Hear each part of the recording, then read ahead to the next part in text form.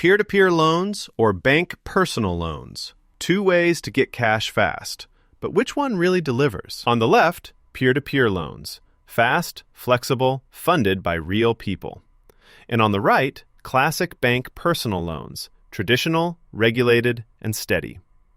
Let's skip the buzzwords and get to the real stuff.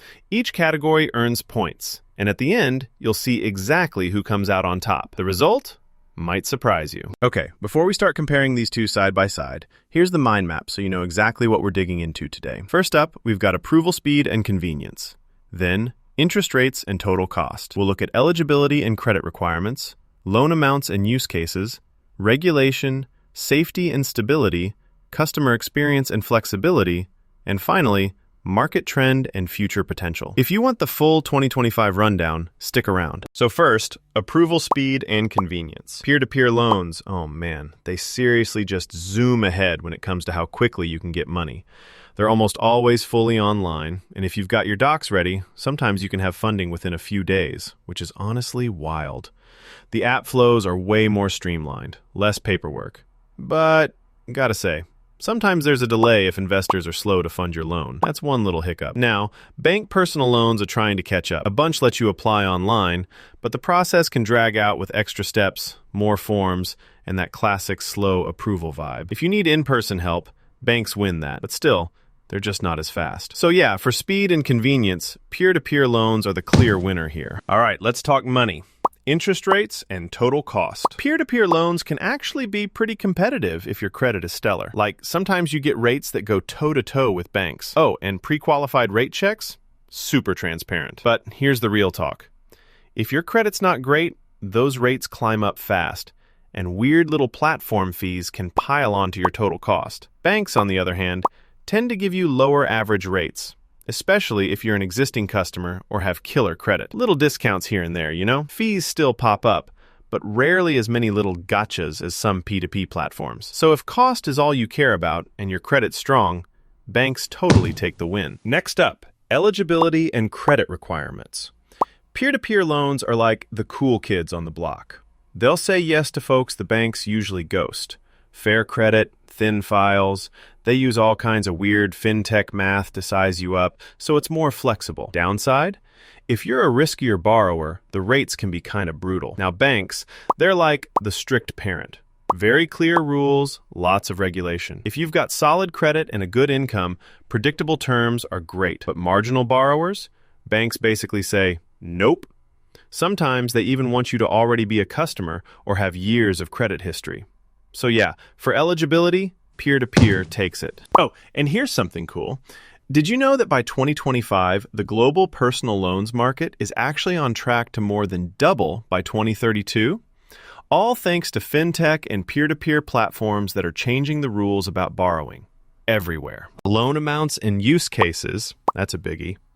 Peer-to-peer loans are sweet for those smaller to mid-sized borrowings. Debt consolidation, emergencies, that sort of thing. Some platforms even have quirky little loan types banks don't touch. But if you need a bigger chunk of money, here's where P2P hits a wall. It just depends on how much investors are interested.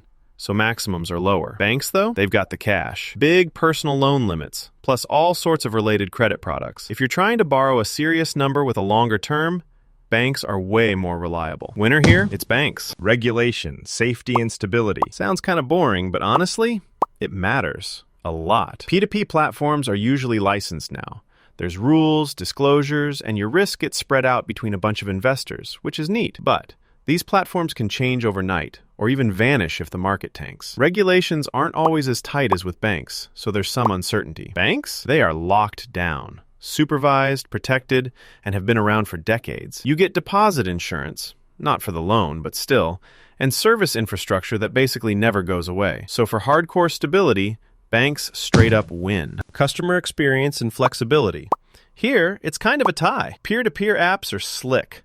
Mobile dashboards, instant quotes, auto payments, the works. And there's something cool feeling like your loan's funded by real people. The flip side is, no branches. If you need help, it's chatbots or emails. Banks, well, you get real human support, physical branches, sometimes even bundle your whole financial life in one spot. It's old school, yeah, but also reassuring for a lot of folks. Banks aren't always the snappiest, though. The tech feels, a little clunky sometimes. Honestly, which side you vibe with just depends on your style. Last up, market trend and future potential. And oh, this is spicy. Peer-to-peer lending is exploding right now. Seriously, it's helping make access to credit way smoother for people all over the world, especially folks who banks overlook. The platforms keep getting fancier, better underwriting, faster approvals, sleek UI. But there's a catch. With all that innovation, the rules and business models keep shifting, so you can't always be sure what happens next. Banks, meanwhile, are still massive. Like seriously, they hold the whole market up. Plus, they're finally getting better at digital stuff, but the growth, it's just not as quick as the fintech crowd. So for future potential, peer-to-peer feels way more exciting. Visual time! Imagine a radar chart here showing how peer-to-peer loans edge out banks on speed, eligibility, and future potential, while banks dominate when it comes to total cost, loan size, and safety.